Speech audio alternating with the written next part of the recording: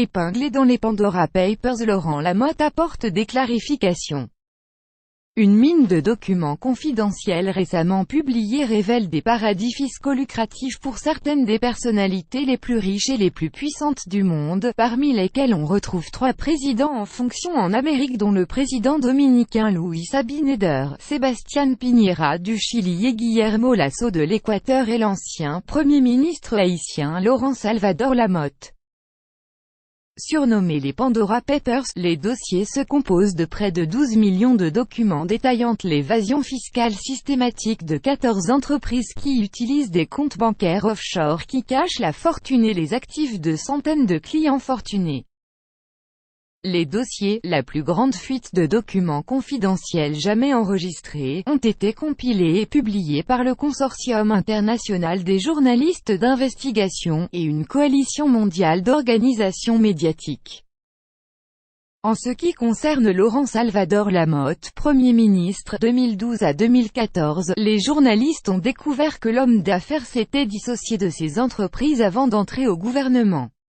À en croire le Pandora Papers, il est resté actionnaire de certaines sociétés pendant son mandat, comme 3 dans les îles Vierges britanniques que Trident Trust a créées entre 2002 et 2008. Le journal LP indique « Lamotte a refusé de répondre aux questions car il s'agissait de questions privées et a assuré qu'il n'a pas utilisé sa position pour ne promouvoir aucun intérêt commercial ». Laurent Lamotte dément les révélations du Pandora Papers. Épinglé dans cette affaire, Laurent Lamotte a apporté des clarifications via son secrétariat particulier. Le citoyen Laurent Lamotte, avant de devenir Premier ministre d'Haïti, était un homme d'affaires international.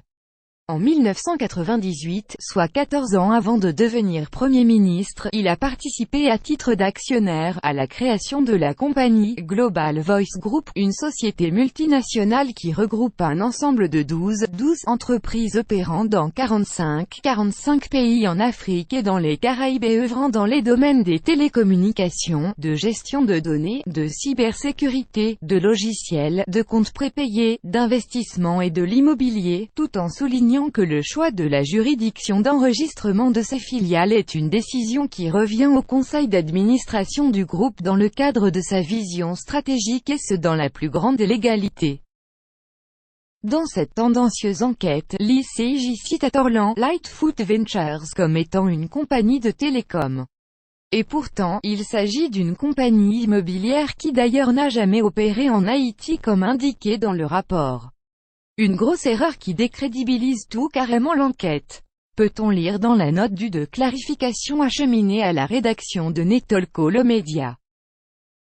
Il est à rappeler Laurent Lamotte a été épinglé dans la dilapidation de plus de 4 milliards de dollars des fonds pétro-caribés, selon la Cour supérieure des comptes et du contentieux administratif, CSCCA.